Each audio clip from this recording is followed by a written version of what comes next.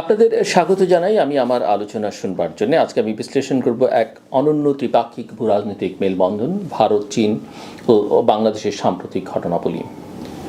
আলোচনা করবার চেষ্টা করব কৈলাস মানসরোবর যাত্রার পুনরায় শুরুর প্রচেষ্টা, ভারত চীন সম্পর্কের নবচেতনা এবং বাংলাদেশের অন্তর্বর্তী রাজনৈতিক বাস্তবতা এবং এর আঞ্চলিক প্রভাব।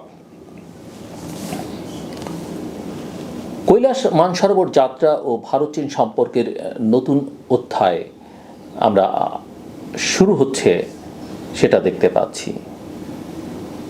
25 মার্চ বেইজিংয়ে অনুষ্ঠিত ভারত চীন পররাষ্ট্র মন্ত্রণালয়ের বৈঠকে উভয় পক্ষ অর্থাৎ চীন এবং ভারত 2025 সালে কৈলাস মানসরোবর তীর্থযাত্রা পুনরায় শুরু করবার বিষয়ে উল্লেখযোগ্য অগ্রগতি অর্জন করেছে। যৌথভাবে আলোচনা হয়েছে দু দেশের মধ্যে সরাসরি বিমান চলাচল, মিডিয়া বিনিময় এবং জনগণ থেকে জনগণের সংযোগের বিষয়ে। ওই যে আমি মাঝে মাঝে বলি না, যতই বিরোধ দেখেন না কেন কোথাও তাদের মধ্যে এক ধরনের যে কোনো সময় তারা এক হয়ে যেতে পারে। ভারতীয় বিবৃতিতে যাত্রার প্রসঙ্গ থাকলেও চীনা বিবৃতিতে ছিল না, যা বিশ্বাস এবং স্বচ্ছতার ঘাটতির ইঙ্গিত বহন করে। ওই গণতন্ত্র এবং গণতন্ত্রহীনতার সংকট, যদিও ভারতের গণতন্ত্র নিয়ে যথেষ্ট প্রশ্ন রয়েছে এখন। 2020 সালের গালওয়াল সংঘর্ষ এবং কোভিড-19 পরিস্থিতির উপর উভয় দেশের সম্পর্ক, কোভিড পরিস্থিতির পর উভয় দেশের সম্পর্ক স্থবির হয়ে পড়েছিল, সেটা আমরা সবাই জানি। চীন এবং ভারতের মধ্যকার সাম্প্রতিক যে উষ্ণতা এবং বহুমেরু বিশ্বে ভূ অর্থনৈতিক ভারসাম্য তৈরির প্রচেষ্টা দুই দেশের মধ্যে নতুন পারস্পরিক নির্ভরতাকে নির্দেশ করছে। বাংলাদেশে এর মধ্যেই একটা রাজনৈতিক অস্থিরতা আমরা লক্ষ্য করছি এবং আঞ্চলিক নিরাপত্তা নিয়ে নানা রকমের আলোচনা আমরা শুনতে পাচ্ছি। বাংলাদেশে শেখ হাসিনা সরকারের পতনের পর প্রফেসর মোহাম্মদ ইউনূসের নেতৃত্বাধীন অন্তর্বর্তী সরকারের অধীনে যে রাজনৈতিক পরিবর্তন এসেছে তা নিয়ে ভারতের উদ্বেগ প্রকট এবং সেটা একদম শুরু থেকেই কিন্তু আমরা লক্ষ্য করছি। ভারতীয় সংসদীয় কমিটির সভায় বলা হয়েছে যে বাংলাদেশের বর্তমান সরকার সংখ্যালঘু নির্যাতনের বিষয়গুলোকে রাজনৈতিক হত্যাকাণ্ড হিসেবে ব্যাখ্যা দিচ্ছে। অর্থাৎ ভারতীয় মিডিয়াই শুধু প্রপাগান্ডা করছে না, ভারতীয় রাজনীতিকরাও এই বিষয়ের মধ্যে আছেন। ইসলামপন্থী গোষ্ঠীগুলোর উত্থান, ধর্মীয় প্রতীকবাদের বারবারন্ত এবং দলাদলির হুমকি নিয়ে সেনাপ্রধান পর্যন্ত উদ্বেগ প্রকাশ করেছেন। ভারতের দৃষ্টিতে একটি অনিশ্চিত বাংলাদেশ তাদের উত্তর পূর্বাঞ্চলের নিরাপত্তা, সীমান্ত নিয়ন্ত্রণ এবং কৌশলগত প্রভাবের জন্য হুমকি হিসেবে দেখা দিচ্ছে। আপনাদের স্মরণ থাকবার কথা, প্রফেসর মোহাম্মদ ইউনূস দায়িত্ব নেবার আগেই বলেছেন যে আমরা অস্থির হলে তাদের উত্তর পূর্বাঞ্চল অস্থির হবে। অর্থাৎ ভারতে অস্থিরতা থাকলে বাংলাদেশের তার প্রভাব পড়বে, বাংলাদেশে অস্থিরতা তৈরি করলে তার প্রভাব কিন্তু ভারতে পড়বে। এর মধ্যেই মিডিয়া গুজব এবং তথ্যের যুদ্ধ আমরা লক্ষ্য করছি। যুদ্ধে অবশ্য বাংলাদেশ খুব সুবিধা করতে পারছে না, কারণ ভারতের প্রোপাগান্ডা মিডিয়া অনেক শক্তিশালী। ভারতের পররাষ্ট্র মন্ত্রণালয় বা মিনিস্ট্রি অফ এক্সটার্নাল অ্যাফেয়ার্স জানিয়েছে সাংবাদিক এবং মিডিয়া বিনিময় পুনরায় চালুর বিষয়ে দুই দেশ একমত হলেও বাস্তবে এখনও কোনো অগ্রগতি হয়নি।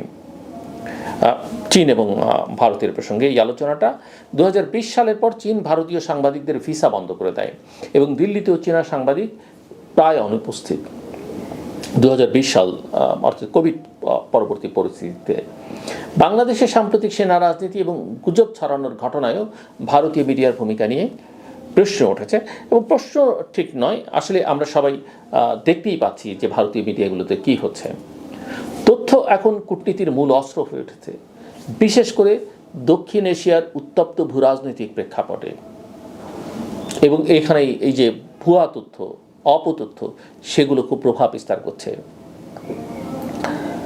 চীন ভারতের কৌশলগত কূটনীতি এবং শঙ্খযুদ্ধ সেটি একটি প্রবণতা হয়ে নতুনভাবে দাঁড়াচ্ছে আমরা দেখতে পাচ্ছি। দুদেশ সাংহাই কোঅপারেশন অর্গানাইজেশন বা এসসিওর মতো ফোরামে একসাথে কাজ করবার কথা বললেও বাস্তবে তাদের মধ্যে প্রতিদ্বন্দ্বিতা বিরাজ করছে, এক ধরনের প্রতিযোগিতা আমরা দেখতে পাচ্ছি। বেল্ট অ্যান্ড রোড ইনিশিয়েটিভ বনাম ইন দ্য প্যাসিফিক স্ট্র্যাটেজি বা আইপিএস বিআরআই ভার্সেস আইপিএস, এই দুই কাঠামোর মধ্যে তীব্র সংঘাত বিদ্যমান। বাংলাদেশ এই দুই কৌশলের সংযোগস্থল হওয়ায় প্রতিটি রাজনৈতিক পরিবর্তনের আন্তর্জাতিক প্রতিক্রিয়া তাৎক্ষণিক। এখানে যে কথা আমি মন্তব্য করতে চাই বা যে কথা বলতে চাই সেটা হচ্ছে যে চীন এবং ভারতের মধ্যকার সহযোগিতা ও প্রতিযোগিতার দ্বৈত সম্পর্ক বাংলাদেশের জন্য যেমন সুযোগ তেমনি ঝুঁকিও তৈরি করছে। এবং আমি এই বিষয় নিয়ে বিস্তর কথাবার্তা বলেছি, লিখেছি নানা জায়গায়, আমার শোতে আলোচনা করেছি। বাংলাদেশে সংখ্যালঘু সংকট যেভাবে ভারত দেখাচ্ছে সেটা নিয়েও আমি এর আগে কথা বলবার চেষ্টা করেছি। ভারত বলছে বাংলাদেশ সরকার সংখ্যালঘুদের নিরাপত্তা নিশ্চিত করতে ব্যর্থ হয়েছে, বাট প্রকৃত ফ্যাক্টস ফিগার তারা যে খুব দিতে পারছে সেটা আমরা দেখছি না। যদিও কিছু গ্রেফতার হয়েছে, তবে প্রকৃত বিচার ও সুরক্ষামূলক ব্যবস্থা নেওয়া হয়নি বলে বাংলাদেশ সরকারের বিরুদ্ধে ভারতের অভিযোগ। এছাড়া ইসলামপন্থীদের মুক্তি এবং রাজনৈতিক শূন্যতা দখলের প্রচেষ্টাও ভারতের জন্য উদ্বেগের কারণ। আমি বলবো যথেষ্ট উদ্বেগের কারণ, এভাবেই তারা নিজেদেরকে বিকাশ করছে। বাংলাদেশে ধর্মীয় সহিংসতা বনাম রাজনৈতিক প্রতিশোধের যে বয়ান তৈরি হয়েছে তা অভ্যন্তরীণ রাজনীতি ছাড়িয়ে আঞ্চলিক নিরাপত্তাকেও প্রভাবিত করছে এবং ভীষণভাবে প্রভাবিত করছে বলে আমার কাছে মনে হয়। আঞ্চলিক স্থিতিশীলতা এবং বাংলাদেশের যে ভূ রাজনৈতিক ভারসাম্য সেটা নিয়ে আমরা অনেক সময় নানা বিশ্লেষকের নানা কথা শুনি। ভারতের জন্য বাংলাদেশের স্থিতিশীলতা এখন জাতীয় নিরাপত্তার বিষয়। এই বয়ান তারা দীর্ঘদিন যাবৎ হাজির করছে। সীমান্ত নিরাপত্তা, আন্তঃসীমান্ত পানি ও শরণার্থী প্রবাহ, ট্রান্সএশিয়ান নেটওয়ার্ক, এসবই বাংলাদেশের গুরুত্ব অনেক বেড়েছে। ভারত চাইছে বাংলাদেশ অন্তর্বর্তীকালীন সরকারের সঙ্গে সম্পর্ক বজায় রাখলেও চরমপন্থী শক্তিকে নিয়ন্ত্রণে রাখবে। ভারতীয় সেনাপ্রধান বলেছেন নির্বাচনের পরে নির্বাচিত সরকার আসলে সামগ্রিক সম্পর্ক ঠিকঠাক হয়ে যাবে। বাংলাদেশ যদি ভারতের উদ্বেগ উপেক্ষা করে তবে তা আঞ্চলিক ভূরাজনীতির এক নতুন উত্তাপ তৈরি করবে, যার সুযোগ নিতে পারে চীন, এবং সেই চেষ্টা আমরা তাদের মধ্যে লক্ষ্য করছি, অর্থাৎ চীনের মধ্যে লক্ষ্য করছি। কৈলাস মানসরোবর যাত্রা পুনরায় চালু হোক বা না হোক, ভারত, চীন ও বাংলাদেশের মধ্যে কূটনৈতিক জটিলতা আরও গভীর হচ্ছে। মধ্যপন্থা এবং পরস্পরের উদ্বেগকে সম্মান জানানোই এখন স্থিতিশীলতার একমাত্র পথ। আর বাংলাদেশের জন্য এটাই সময় নিজেকে কৌশলগত চাপের বাইরে রেখে একটি সুষম পররাষ্ট্রনীতির দিকে এগিয়ে যাবার।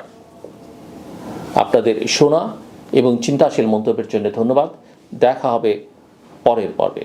ভালো থাকবেন, নিরাপদে থাকবেন।